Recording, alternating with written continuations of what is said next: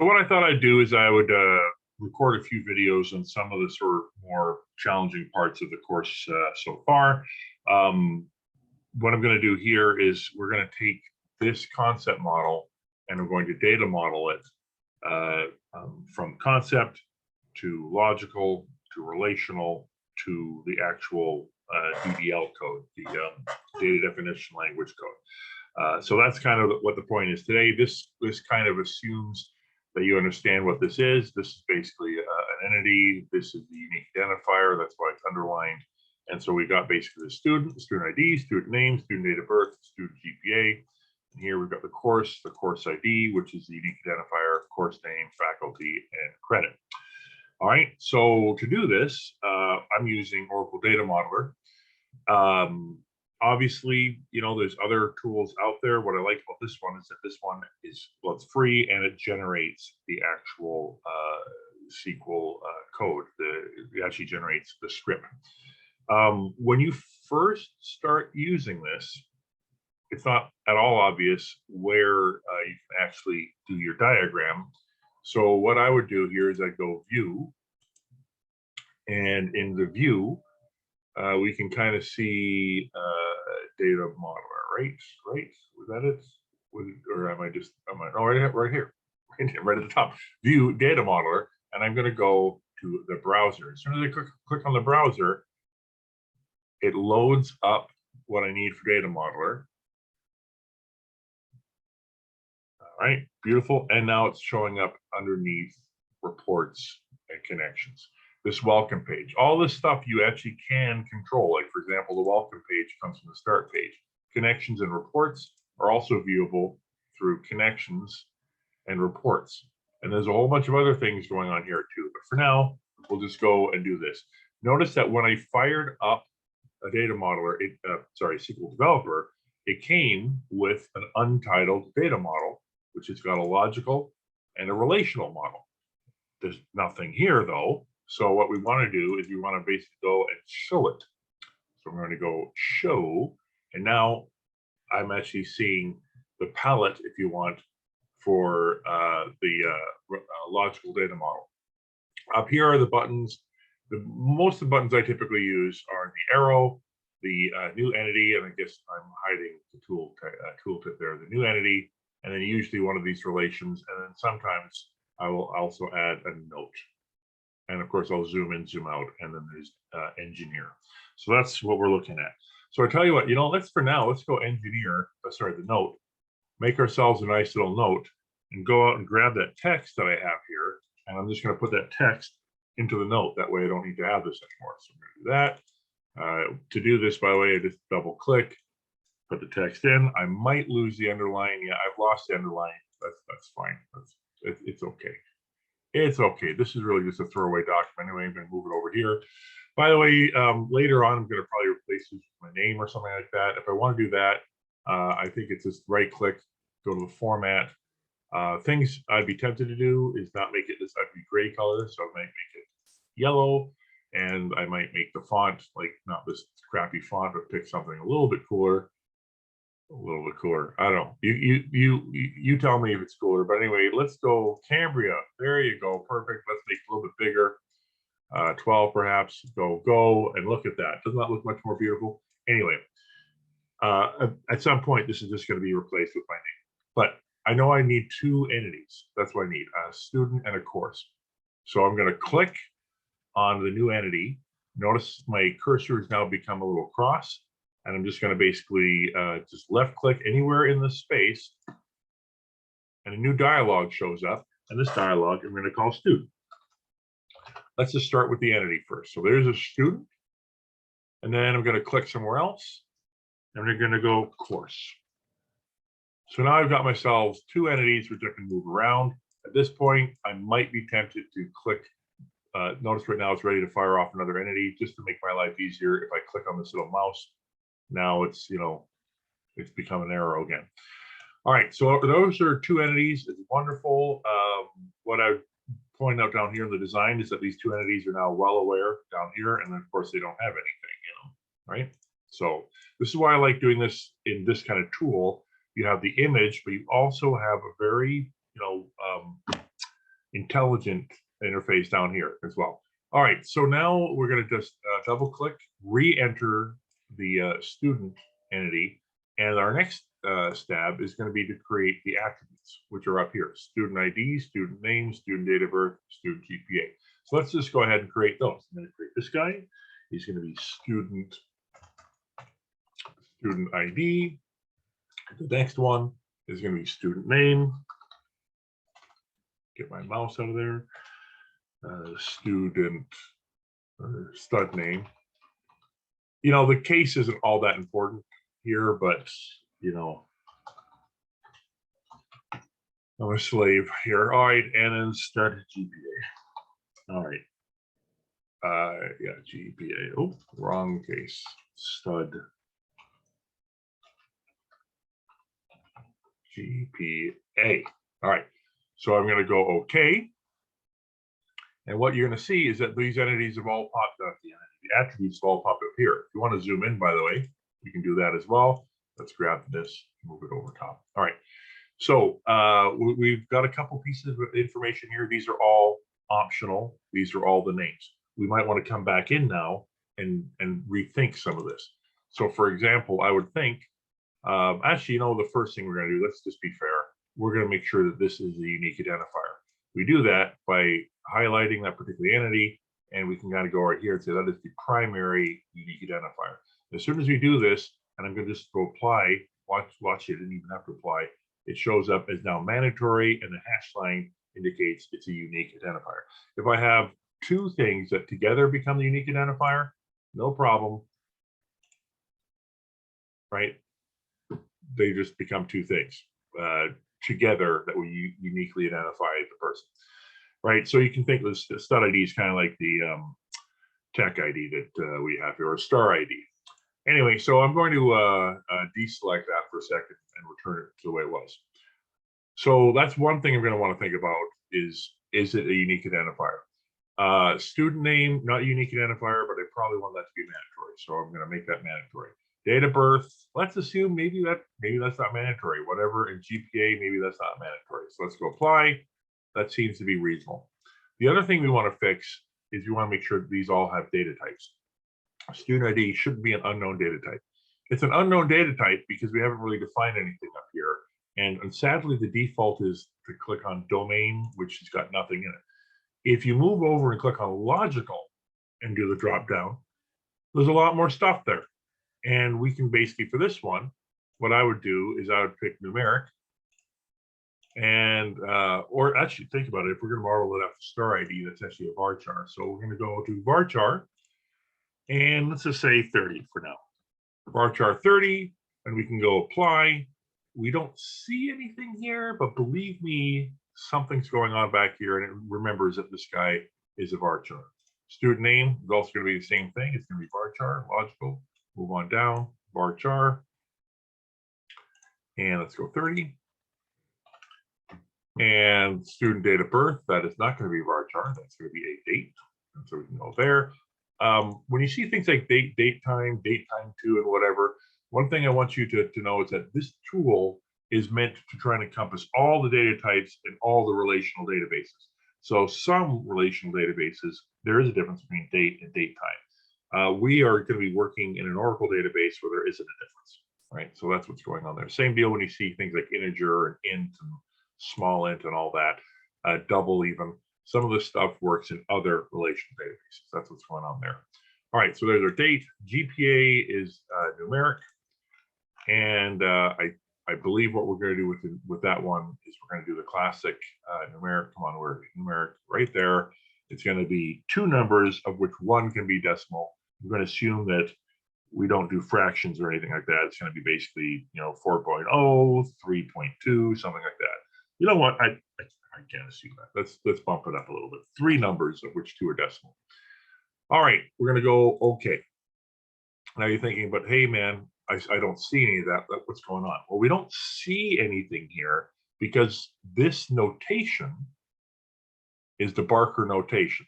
Barker was a guy that was actually in Oracle at the time, may even still be there for all I know. And this was his notation. It's a pretty good one for trying to learn basic stuff. The notation you're probably going to see more often, though, is this one, right? And this one here is actually, it is showing us the data types. So the data types are there, and it's even using the word primary key, but it's actually showing us a little bit more about what the primary key is. I'm going to go back to Barker just because I grew up with it, so I like it. All right, so of course it's going to be the same kind of deal. Let me just quickly run through and create that as I go. So I'm going to go course. We're going to create a new guy. It's going to be course ID. Course ID. I'm going to go in now knowing what I'm looking for. This is actually numeric, I think. You know what? Let's just go integer. I'm going to go in. No, I'm not going to go integer. I'm going to go numeric, right there, numeric. Let's just basically assume, I don't know, 8 numbers with no decimals, and that's going to be the primary unique identifier. Next, course name. That one is, again, going to logical. We're going to go and make it a varchar and make that, let's just say 50 and make it mandatory. By the way, I'm just going to apply just to watch them happen. There they are, right there. Next is the faculty. And is that right? That looks to me like I might have done 2 L's there. I might have done 2 L's. Dirty glasses, faculty. Sure, I love it. Faculty, again, that's a bar chart. Notice each time I'm clicking on that, what's the word? Clicking on that radio button. Okay, varchar, I don't know, let's just pick 40. Let's assume that the faculty is mandatory. And let's go next. And then the next guy is credit.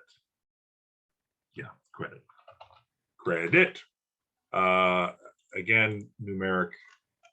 And I'm going to make this one a 2, 1. So the 2 numbers, 1 can be decimal. And I'm going to make that mandatory too. Yes. All right, there we go. Boom. All right, so there are my 2 entities. Now that's awesome. We are almost complete in what we need for a diagram, except now we basically need to know how are these actually related? How are they related? This is truly an entity relationship diagram. So how are these 2 entities related? And so up here is where we have our buttons for that.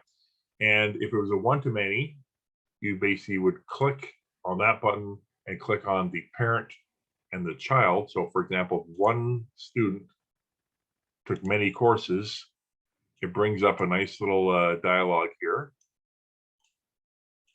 And notice, by the way, what this is saying is that a student may take 1 or more courses, but a course must have a student in it, right? If you don't like the way that's going, by the way, feel free to come back in and change it. You could say, for example, that, oh, no, that must happen. A student must take the course and courses must have students. Or you can go the other way and say that in the course case, oh, I get, you know what? Yeah, okay. I was about to click here, but I'm realizing the wrong kind of relationship for that. So that's fine, So anyway, so that's one way to create these kind of relationships. Let's go, okay. Now, if you want to go the other way, you can always delete it and go parent to child, right? That would do it. If you realize going in there that you want to reverse it, you can always go back in here and say, this is a 1, this is a many, and that'll reverse it, right? That said, usually a student will take 1 or more courses and a course will have 1 or more students in it. So really going in here, we kind of know better. We know that this is actually a many to many. Click, click. And at this point now, and again, I still like going either parent to child or prime to secondary. You know, student would be considered a prime entity because you guys exist outside of the database. Course, not so much. A course is going to be something that's potentially inside the database. Semantics, much more obvious when you're dealing with like customers and cars, or even, you know, customers and orders or something like that. Order is obviously something inside the database. A customer is obviously something that's not. Now, at this point, you want to think about giving it a name. For one-to-manys, you don't need a name. One-to-ones, you don't need a name. but one to many or many to many, you are going to want to think about a name. Now, one thing that you could do is just simply go student course, right? That's one way to do the name, or you could actually call it what it really is, which is kind of like enrollment. I can go enrollment, and at this point, let's rethink this. Student may, course must. I'm going to make this also optional. Notice, by the way, this option's on now. So when I go either OK or apply, the whole thing is optional. Because you know what? Maybe students, maybe you don't want to take any courses that term. Maybe a course can be emptied and thus at some point will get canceled. So we're doing pretty good. That's our logical. Now, if this thing contained the idea of a grade, like we want to know the student's grade, that grade isn't really for the student, and that grade isn't really for the course. The grade would actually be somehow in the intersection of this. Now, this is what I want to do here. Normally, you'd want to think about that going in, but let's imagine you haven't thought about that yet, right? You have a student, you've got a course. So to go to the next level, to go to the relational model, right, which is currently empty. This guy, you'll notice, is not empty now. Notice how he's been keeping up. He's been keeping up. Anyway, what we can do is click on this button for engineer. We can engineer, we go click on that, and it's going to say, hey, just so you know, these entities are going to become these courses. These attributes are going to become these columns. This guy is going to be the key, right? So you're getting a lot of really good information that you don't get from PowerPoint or some of these free online tools. So you're going to click on engineer. And now notice what it did is it actually created for us the entity or the table that sits in the middle of these two. I always say this table's kind of got like 4 names. It could be the associative table because it associates the two. Another term that people typically say is the bridging table. Another term people say is the cross-reference table. Oh, and the other one was intersection, right? So it was like 4 names for this thing. But anyway, notice it's basically linking. We got for free these attributes. The student ID, the course ID, they're both considered primary. Together, they uniquely identify the enrollment, and individually, they are foreign keys pointing back to their parent entities. Now, it's in here that we'd be tempted to put the grade in. So what we could do here is just go click, re-enter. Very similar. We're on the table now, not the entities, but it's a similar kind of idea. I can click on columns, go plus, and basically at this point go grade and go logical and add after the fact. So here's my numeric, and grade would be probably 5,2 perhaps. That would allow 100.00. Obviously, it would allow much higher, but we're going to deal with maybe fixing that in a further lecture when we talk about constraints. We're going to go OK. And so now we got our grade. Now, if we want our grade back over here, we're going to have to reverse engineer this. This is always fun, and it works sometimes. Sometimes it doesn't work, but let's just do it anyway. So we're going to go backwards, right? Notice that there's the enrollment thing, which is basically saying, hey, just so you know, this has been changed. I'm going to go engineer. And did you do it? Oh, you didn't do it. At least I don't see it. Oh, it's in there. It caught it. It caught the grade. So that's kind of cool. All right, a few more things before I kind of. Oh no, there's 2 more things I gotta do. So at this point, by the way, things to think about is that when you actually go into these entities, notice that you can actually add comments. I would consider you should be thinking about putting comments. You put comments in this tab. This comment will actually make its way to the database. If you put comments here, the comment exists solely within the model, and I have no idea what Notes does. To this day, I have no idea what Notes does, so I don't know. All right, so you got to consider that. I don't think, I mean, there's some other neat stuff here, but that's good enough. I think that's good enough. Cool beans. Cool. I have to go grad comments. I think down here, these comments are comments on the actual table object itself. Cool. And I tell you what, let's do that. So let's go in here, let's go to the grades. Actually, what I'll do here is I'll basically add the comment that this associates student and grade. Okay, so I'll add a comment right there. That's going to make it to the database. And the other thing we're going to do is we're going to go into the column grade, and we're going to say here, grade of student must not exceed 100.00. You think it probably should be negative. There's a whole bunch of sort of business knowledge you could put in here, but that's good enough. So I'm going to go, okay. Now, none of this stuff really shows up in the model, but watch this. If I was to now take each individual object here, I can click on an individual object, right click, and actually get a DDL preview. This shows us the SQL that would generate that particular object. Pretty cool. And you can see, for example, when I make it mandatory, it generated these not null constraints. When I made something a primary key, it added a primary key constraint. So that's pretty cool. Same deal over here, right click, generate DDL. If you want the whole thing, that's what this button does, generate DDL. You click on this, pick your database. I don't know why it defaults on 11, but anyway, you can pick, it doesn't, honestly, none of this is gonna matter at the level that we're doing it, but let's just go ahead and go 21C. If you want to try this out because you've got SQL Server, that's cool. DB2, that's cool. I've even seen drivers you can install that would actually allow you to do this in Access even. So it is kind of there.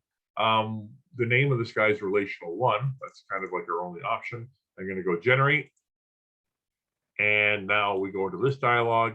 You can explore this a little bit more for sure, because there's some neat stuff that we can look at. But for the purpose of this, we're just going to go OK. And here's what it did. So a couple things. Here's our create and our alter. So that's our primary keys. It did the enrollment. Notice comment on table, comment on column, right? So comments do become code here. And then you basically, here they're adding the another primary key. Yeah, that's right. So it's creating the enrollment. So it's creating another primary key. Then it's creating the table.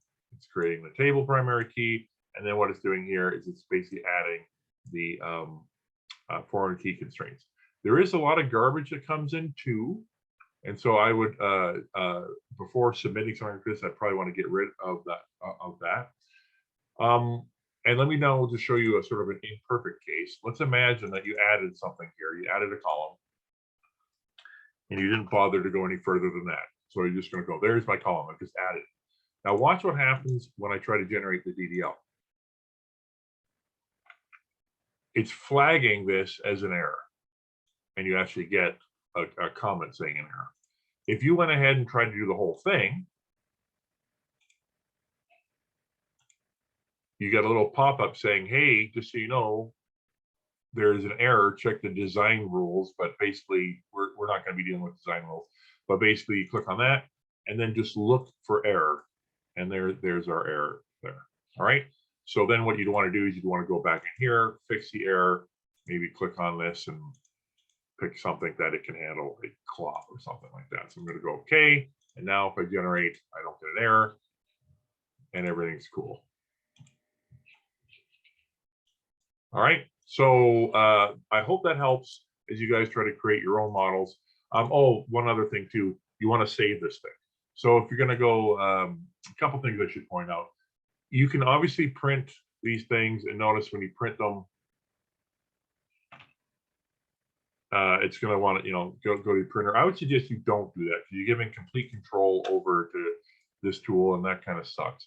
So what I would do is, oh, that's right, data modeler. Excuse me. I was wondering what's going on here. Data modeler. So that was the print I was trying to go to. You can also print these things to image files as well, right? PDFs and so on. Or another option, obviously, is just to use SNP, right? If you use SNP or something like that, some way to sort of capture something on your screen, you could kind of do that and then, save that in your thing somewhere. Now, remember, that's just an image. If you want to actually save the thing, what you're going to want to do is you're going to go, again, grant data modeler. We're in the data modeler part. You go save. And let's say I'm going to save it in my downloads. So I'm going to save it in my downloads. I'm going to save this thing as a student model. And I don't know why that slash is there, so I'm going to get rid of the slash. Student model, I'm going to go save. Okay. My personal PC, so I don't want to hear any judgment. But notice what it did. It actually put two things in there. It put in a folder, and it put in a DMD. If you look at the DMD a little bit closer, you'll note the DMD is remarkably small. That's 417 bytes. That's really small. There's no way this image could be that small. What you should note is that this DMD file is a pointer file pointing to this folder. Both these have to exist in order for you to get your model if you want to open it again. So imagine now it's the next day. I'm closing everything. I'm going now to Data Modeler. I'm going to go open, and I'm going to go to Downloads. I'm going to find the Data Model Diagram, DMD. I go open, and okay, it says it's already open because it probably is.